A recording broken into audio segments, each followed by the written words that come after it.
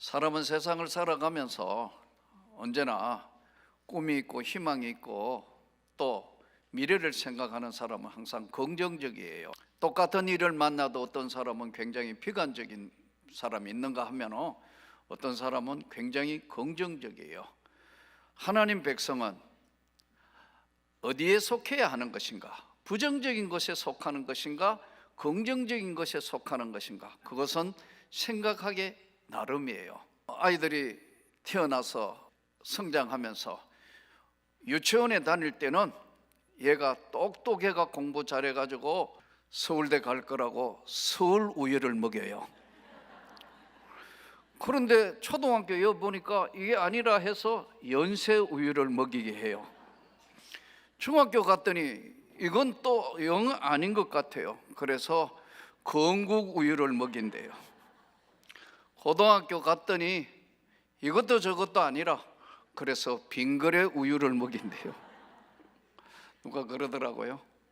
사람은 세상 살면서 항상 기대치를 가지고 삽니다만은 못 기대치에 미칠 때도 많습니다. 데살로니가 전서 오늘 이 본문의 말씀은 너무나 잘 아는 말씀이에요.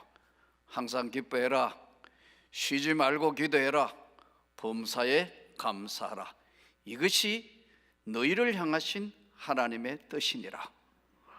근데 이게 사실 항상 기뻐할 수 있을까요? 불가능하잖아요.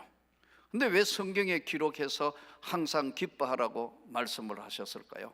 항상 기뻐하라. 제일 첫 번째가, 항상 기뻐하는 것은 사람의 힘으로 되는 게 아니에요. 은혜 받아야 되는 거예요. 성령 충만 받아야 되는 거예요. 이 충만이라는 말이 무슨 말이냐 하면은 이 주전자에 물을 따르면은 컵에 물이 넘쳐서 밖으로 차서 넘치는 걸 충만이라 그래요.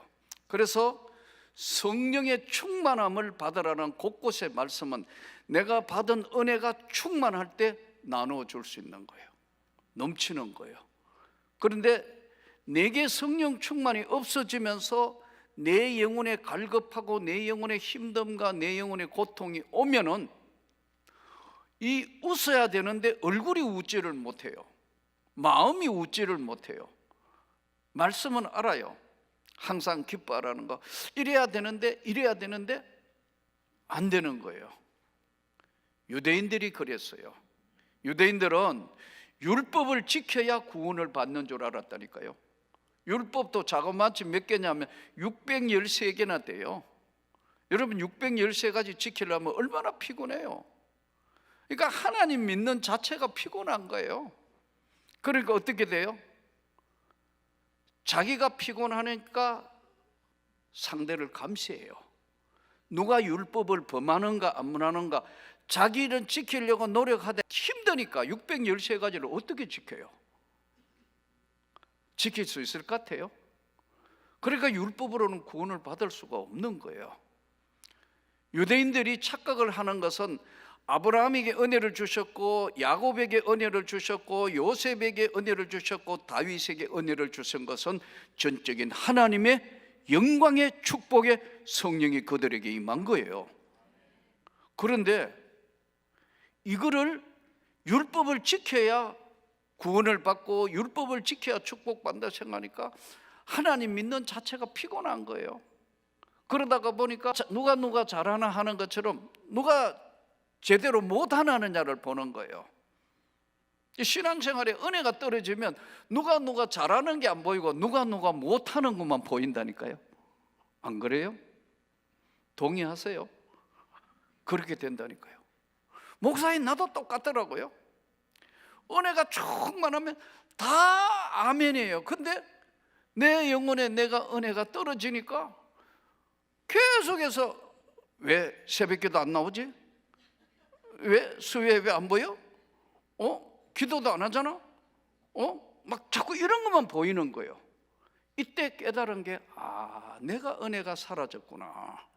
얼마나 회개한지 몰라요. 사랑하는 성도 여러분, 오늘 이 땅의 삶에 항상 기뻐하라, 쉬지 말고 기도해라, 범사에 감사하라는 것은요 우리 게 아니에요. 우리가 할 수 있는 게 아니라고. 항상 기뻐하려면 성령 충만 받아야 합니다. 은혜 충만 받아야 합니다. 그러면 모든 것이 다 아름답게 바뀌어요. 너무너무 아름답게 바뀌는 거예요. 너무너무 감사로 바뀌는 거예요. 뭐 감사할 것도 없어요. 그런데 그냥 감사하다고 입에서 감사합니다, 감사합니다가 자꾸 나오는 거예요. 그리고 자기도 모르게 찬양을 하고 있어요. 왜요? 내 영혼에 기쁨이 있기 때문에. 절대로 신앙생활에요, 이 유대인들이 범한 율법으로 돌아가서는 안 됩니다. 복음에는 하나님의 의가 나타나서 주의 영이 계신 곳에 자유함이 있어요. 기쁨이 있어요. 영광이 있어요. 감사가 있어요. 다시 우리 한국교회가, 우리 명문교회가 성령으로 충만해서 여러분의 삶에 기쁨이 있기를 축복합니다. 기도가 짐이 되지 않기를 축복합니다. 찬양이 억지로 하는 것이 아니고 내 영혼의 찬양을 하는, 그럴 때 나타나는 항상 기뻐하라, 쉬지 말고 기도하라, 범사에 감사하라, 이 영광의 감사와 기도와 이 기쁨이 날마다 충만하게 여러분의 삶에, 제 삶에 그렇게 있기를 축복합니다. 이 당시의 사람들이 조금 전에 말씀드린 613가지를 지켰던 유대인, 이때 이들의 삶에 예수가 오신 거예요. 구원자 예수가 오신 거예요. 복음이 던져졌어요. 그러니까 복음과 율법이 부딪히는 데가 온 거예요. 그게 뭐냐 하면은, 그러면 율법을 지키지 않아도 되는가? 내가 율법을 폐하러 온 것이 아니고 완전케 하려 온 것이니라. 그러면 율법을 613가지나 다 지켜야 되는데 완전케 하는 게 뭐냐 묻습니다. 니고데모 이야기 나오잖아요. 내가 어떻게 해서 구원을 받으면 어떻게 해야 됩니까? 너 율법을 지켜라 그랬더니요, 자신만만하게 나 그 어려서부터 다 지켰어요, 다 했어요. 예수님이 이렇게 보고 두 번째 이야기를 합니다. 너 가진 거 다 팔아 가난한 자에게 주고 너는 나를 따르라. 두 번째 이야기 하니까 이게 뭐야? 가능해? 바뀐 거예요. 그러면 예수님 말씀대로 너 진짜 다 팔아가 가난뱅이 되고 딴 사람한테 얻어먹을 손 벌리고 그렇게 살아라는 뜻일까요? 아닙니다, 여러분. 네가 진짜 하나님을 사랑하면, 진짜 주님을 사랑하면 너의 영혼의 기쁨이 있어야 되는데, 너가 하는 것은 지켜야 다 선한 선생이에요. 내가 어떻게 해야 영생 구원을 받습니까? 뭘 해야 받는 거로 아는데 하나님의 은혜를 받아야 하는 거예요. 이게 복음이에요. 저는 많은 분을 봤습니다. 신앙생활 너무 피곤하게 하는 거예요. 이게 막 짐이 되고 무게가 되고 다. 그런데 내가 늘 만나면 그래요. 그거 하지 말라고. 당신 영혼의 기쁨이 먼저 중요하다고. 우리 영혼의 기쁨이 충만하면요, 세상이 달라지는 거예요. 바뀌는 거예요. 교단이 왜 나눠준지 아세요? 1959년도에 이 거대 대한예수교 장로의 합동과 통합이 59년도에 양쪽으로 나눠져요. 이것이 한국교회에 크나큰 불행을 가져온 거예요. 근데 그 당시에는 이게 정말 성령으로 은혜로 충만해야 되는데 목회자도 똑같다니까요. 은혜가 떨어지면 소리 지르고 이렇게 되는 거예요. 나는 우리 교회가 하나 되기를 축복합니다. 모두가 하나 되기를 축복합니다. 우리 김 목사님을 중심으로 해서 당회가 하나가 되고, 권사회가 하나가 되고, 안수 집사가 하나가 되고, 모든 기관이 하나가 될 때만 하나님의 영광과 역사가 나타나는 거예요. 그러니까 아무것도 아닌 것과 다툰다고요? 물론 뭐 WCC 문제도 있었고 여러 가지 조금 있었습니다만 충분히 서로 충만했다면 갈라지지 않았을 거예요. 잠시 갈라진다고 생각했는데 통합과 합동이 갈라짐으로 핵분열이 이루어져 가지고 150개 교단이 넘는 장로교가 생겨났다. 난 이거 앞으로 목사들이 하나님 앞에 섰을 때는 반드시 그에 대한 대가도 받을 거라고 부들부들 떨리는 사람이에요. 교회는요, 은혜로 하는 겁니다. 여러분에게 있는 하나님의 은혜가 세상 어떤 것과도 바꿀 수 없는 그 은혜가 성령으로 충만하기를 다시 한번 축복합니다. 은혜가 떨어지면 목회자도 똑같다니까요. 저는 노예나 총회 가가지고 별로 말하지 않습니다. 총회 여러 번 10번을 갔지만 내 스스로가 결단해서 도망간다. 총대 더 이상 가지 않는다. 왜요? 가봐 별 은혜가 안 된다. 그러나 진짜 훌륭한 목사님들 많습니다. 여러분, 절대로 그렇게 평가하면 안 됩니다. 그러나 분위기가 그렇게 바뀌어가면 안 된다는 거예요. 우리 이 좋은 명문교회가 민족을 넘어 세계로 갈 수 있도록 좋은 분위기가 되기를 축복합니다. 성령으로 충만하기를 축복합니다. 하나 되기를 축복합니다. 그러면 세상이 감당할 수 없는 것이 하나님의 역사고 하나님의 은혜예요. 그래서 오늘 조건 없이 말씀하는 겁니다. 항상 기뻐해라. 너의 사정이 어떻다 그거 이야기하지 말고 너가 하나님과 하나 되어서 그거로 인하여 기뻐해라. 너의 삶에 이거 되고 이거 이루어졌고 이거 뭐 된 것 때문에 기뻐하는, 조건 때문에 기뻐하지 말라는 거예요. 하박국 선지자가 이야기하는 무엇이 없고 해도 여호와로 인하여 내가 기뻐한다. 근데 그거 하나만 있으면 내 이 광야와 같은 세상 어떤 고난과 어떤 눈물과 어떤 아픔이 있더라도 나는 이길 수 있다. 제가 여러 번 말씀드렸지만 처음 은혜 받았을 때 내가 신학교 간다고 하니까 다들 걱정하고 뭐 다 난리도 아닌데 내가 딱 한 얘기가지. 나는 시장에 콩나물 장사를 해서 세상을 사는 한이 있더라도 사는 걱정은 하지 않는다. 왜? 그 나라 가야 되니 거니까. 거기에 있는 하나님의 백성들과 만나야 하는 거니까. 그러니까 나머지 모든 것들은 다 수용할 수가 있었어요.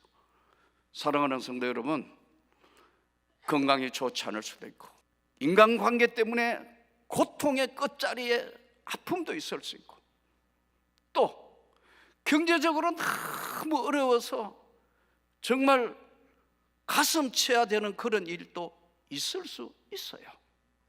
어떻게 해야 되나요? 예수님이 아까 니고데모에게 던진 메시지가 그겁니다.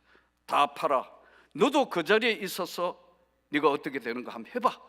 그런 뜻이지 다 팔아서 가난뱅이 되라는 얘기가 절대 아니에요.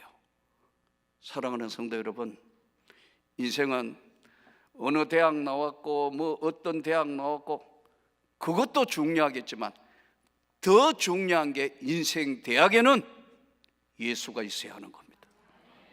이 인생 대학에는 예수가 나의 길이고 진리고 생명이지 다른 게 없어요. 비틀즈 존 레논이 한 유명한 이야기가 있어요. 한 사람이 꾸는 꿈은 꿈이지만 두 사람이 꾸는 꿈은 현실이 된다. 두 사람이 같이 꿈을 꾸면 현실이 된다니까요. 꿈은 인간에게 준 가장 귀한 것인데 이걸 버릴 수도 있고 그걸 가질 수도 있습니다. 예수님이 제자들에게 미션을 던집니다.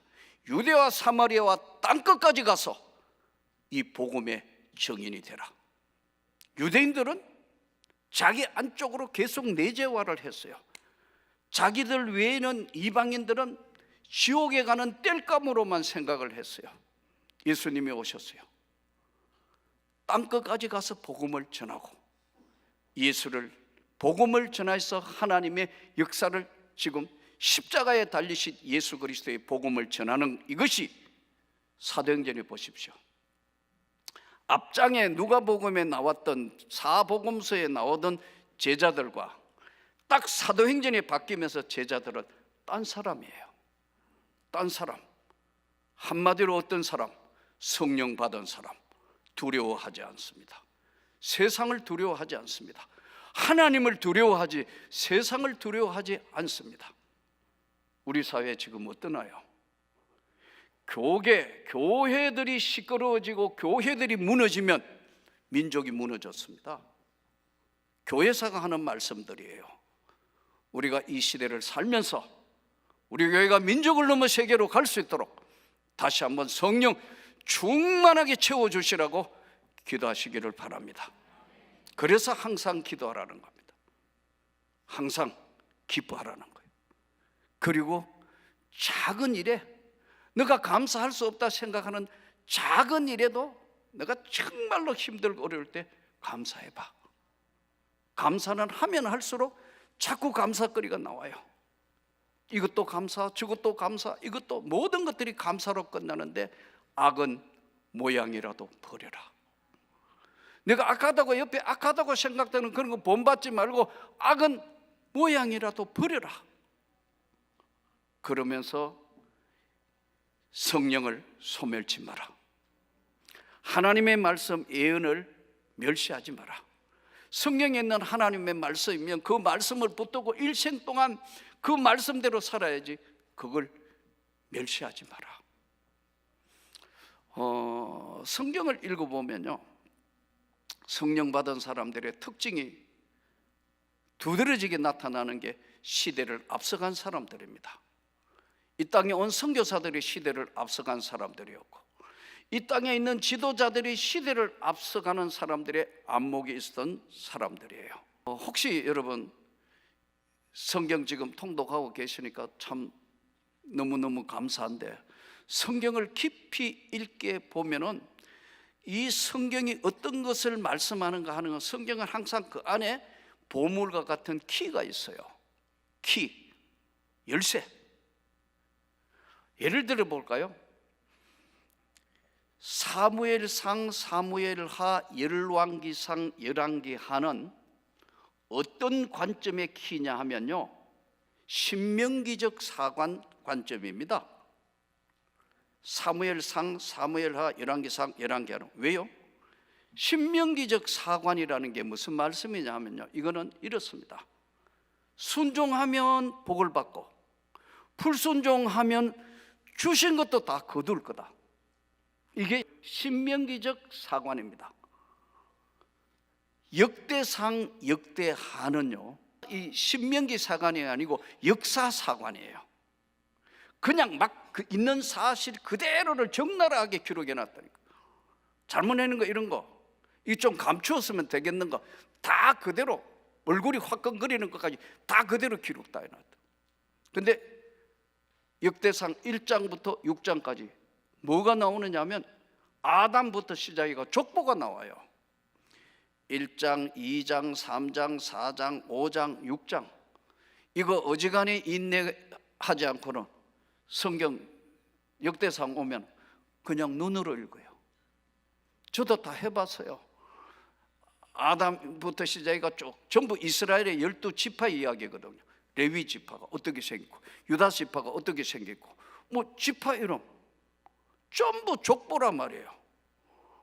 우리 부모님 족보도 다 모르는데 남의 나라 족보, 그거 또 이름도 외국인 이름이니까 다 그게 그거잖아요. 그러니까 거기 오면 그냥 지나가요. 안 그런 척 했는 것 같지만 여러분 내하고 똑같아요. 나도 그랬고. 그런데 이 성경에 유의하여 봐야 되는 게요, 전부 족보 나오다가 갑자기 역대상 4장 9절에서 10절에 우리가 너무나 잘 아는 야베스라는 이름이 나와요. 근데 야베스에 대해서는 족보 이름만 아니고 설명이 나와요. 그 어머니가 수고하여 낳아서 이름을 야베스라 했다. 그럼 여러분 한번 봅시다. 애기 놓을 때 수고 안 하고 나오는 애가 있냐고. 10달간 품고 있으면 입덧해야 되고 뭐 해가 또 산모가 아이를 낳는데 그 고통은 말할 수 없는 고통 속에서 출산이라는 과정을 겪지 않습니까? 수고로 낳지 않은 사람이 한 사람도 없는데 왜 그렇게 기록되어 있냐는 거예요. 수고로 낳았는 게 야베스다. 그건요, 하나님께 간절히 구했다는 거예요. 하나님의 은혜를 입기를 소원했다는 거예요. 그 은혜가 임했어요. 야베스가 하나님께 구합니다. 하나님께서 주시는 복을 주신다면은 지경을 넓혀주시고 환난에서 벗어나 근심이 없게 하옵소서 하였더니 하나님께서 그 모든 기도에 허락하셨더라. 사랑하는 성도 여러분, 인생 대학에는요 앞뒤 순서가 없어요. 끝까지 잘해야 잘하는 거라니까요. 마지막에 끝까지 하나님의 은혜를 입고 끝까지 잘해야 이게 인생 대학의 최고의 졸업장이 되는 거예요. 다시 말씀드립니다. 이제 그냥 있으면 안 돼요. 코로나도 끝났어요. 여러분들이 코로나 이후에 대면 예배, 비대면 예배해서 교회에 나오지 않던 모든 사람들을 찾아 데리고 나와야 될 책임이 여러분에게 있어요. 중직자인 여러분들에게. 첫째는 교육자들이 그냥 있으면 안 돼요. 전부 나서서 이제 어디로 갔는가? 어떻게 됐나 이거? 이 영혼은 어떻게 됐냐? 다 찾아내야 돼요. 장로님들 그냥 계시면 안 돼요. 제가 아는 한 교회는 나한테 보고하더라고. 90% 찾았다고. 이제 곧 100% 될 거다고. 어떻게 그게 가능해? 우리 교회도 안 되던데? 그랬더니 석 달간 그 문제를 가지고 교역자 회의하고 찾게 했다더라고. 기간에 남전도회, 여전도회 각 기간에 전부 기간별로 당회를 유시해서 모두가 하나 되어 찾아와가 찾았다 표 붙이고 찾았다 표 붙이고 지금 90% 확보됐다더라고. 제가 그랬어요. 수고를 했다. 수고하지 않고 되는 거예요? 성령 받은 사람 항상 기뻐하고 쉬지 말고 기도하고 범사에 감사하면서 반드시 알아야 될 것은 최선을 다해야 한다. 오늘 성령 받은 사람 여러분들이 이제 본격적으로 나서서 하나님의 나라를 이루어가도록 정말 코로나로 인하여 무너졌던 신앙을 다시 세우는 강력한 성령의 역사가 나타나도록 지금 기도하고 있으니까 기도하고 전도하는데 최선을 다해서 하나님의 대역사를 일으키는 귀한 역사가 일어나기를 진심으로 주의 이름으로 축복합니다.